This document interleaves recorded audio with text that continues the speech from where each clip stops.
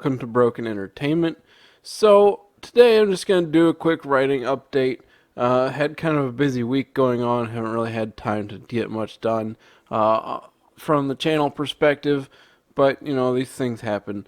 And as far as writing goes, though, I am very unbelievably close to done writing Invasion and ready to get that out to beta readers because finally I have been redoing this whole huge final fight and I'm finally on the last sequence of that fight, and then from there it's just closing out the book, which won't take anywhere near as much focus and effort. It's already written. I'm not rewriting the whole thing like I did with the ending fight, which has gone through multiple edits even while I'm writing it. One of those things. I'll probably edit it again, even as I'm getting, because what I'm probably going to do is distribute sections of the book to beta readers rather than the whole thing.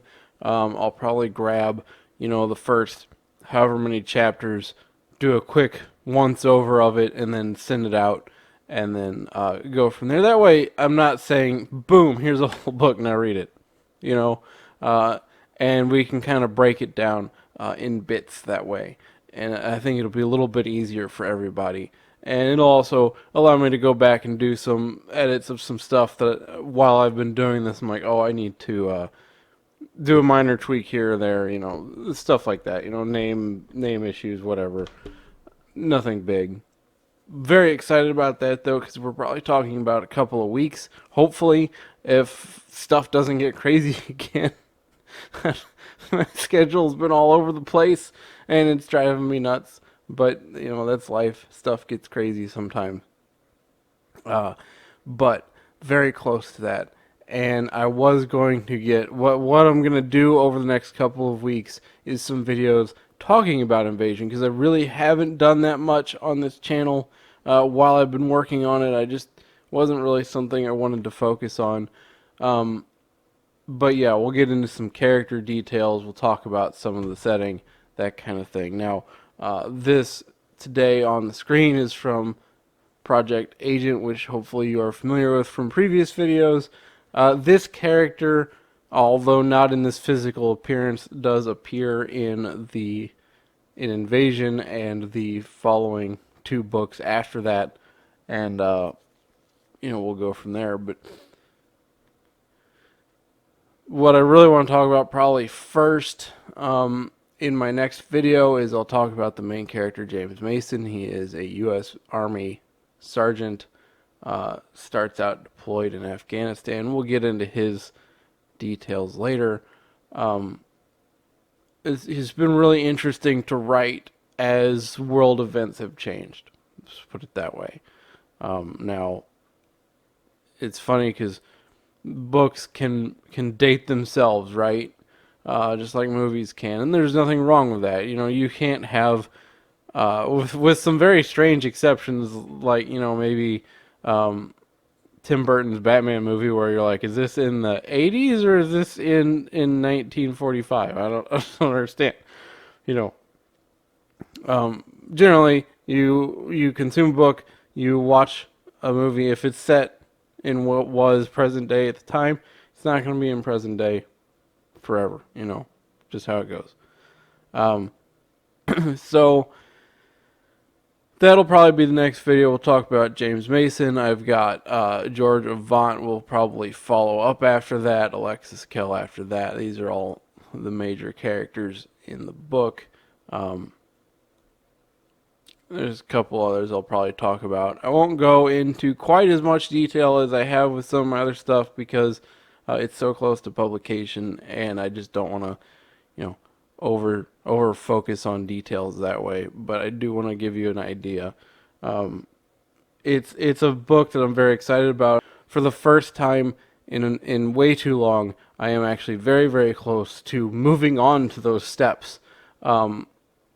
Hopefully maybe they won't take that long. It just kind of depends. There shouldn't be a major re-edit like I've been doing over the past several months. So, it may not take that long. But we'll see how long it takes. I'll keep you guys updated for sure. In the meantime, Project Agent will be written will be published, and you can read what is essentially a little bit of a prologue story to the book. Okay, it takes place way before the book, during World War II, but it is a kind of a prologue for one of the characters. Now, one thing I have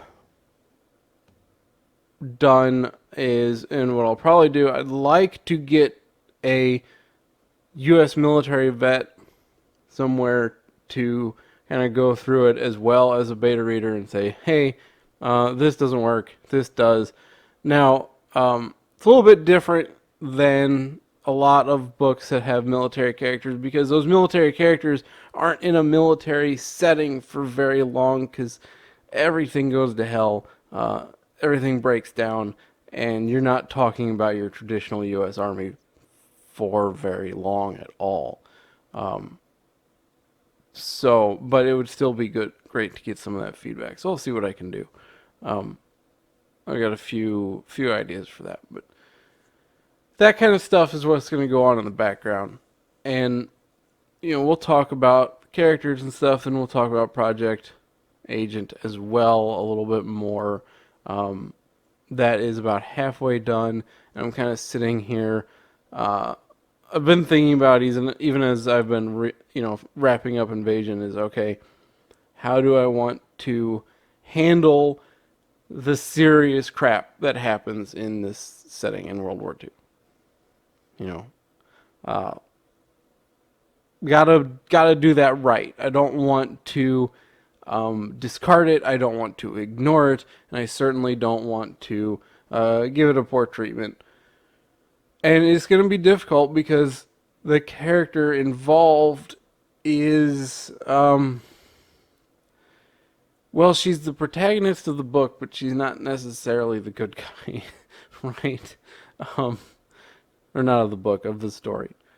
She's not the villain either, but she's not gonna go out there with your true blue, woohoo, Boy Scout kind of thing. That's not who she is, and certainly never going to be who she is. And you're talking about somebody who is, for very good reasons, a villain in the Invasion trilogy, for lack of a better title currently.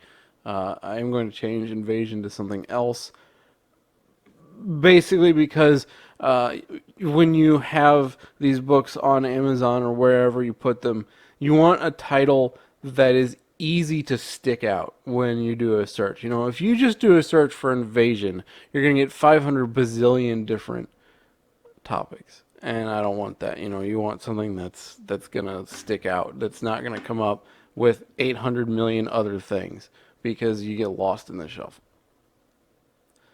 So that's the kind of thing I'm focusing on right now. I've learned a lot from writing this book. There's a lot of stuff to know, just about the world, about the military. This book takes place in Afghanistan, it takes place in Iran, it takes place in Indiana, it takes place in Washington, D.C. There's a lot to kind of juggle there with information, just in terms of even the gear that you're going to see carried. Now, a lot of that gear goes by the wayside pretty quickly, but it is something that had to come up, and what's been really interesting has been, so when I conceptualize everything, right, the aliens use antimatter weaponry, even on their infantry rifles. And you can imagine the kind of damage that does. It's not the kind of gun where you shoot the main character in the arm because you wanted to wound him. Because if you shoot him in the arm's going to go, and most of the left side or right side of their body's going to go with it. So you gotta, but it's been really interesting from a tactics perspective. Just going into it and writing it has been like, wow. When you're using an antimatter weapon, you have a lot of advantages. That person's hiding behind the car. Well, I'll just shoot the car. Boom. Okay. They're in a building. Well, let's just shoot the wall of the building. Let's see what happens. But you also have a lot of range limitations. You're not going to fire an antimatter weapon if the person's 5 feet from you. That may not end well for either of you, right? So, you know, I had to get into very specific physical details about, okay, how much antimatter are we talking about? You know, because it doesn't take much antimatter to make a big boom.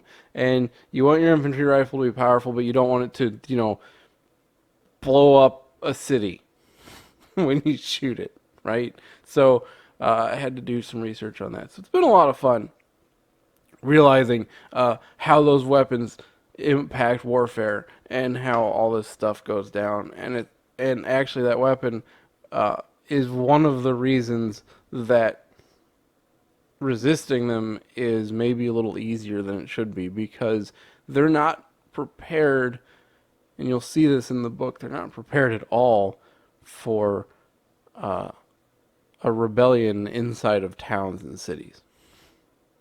They're not built for that.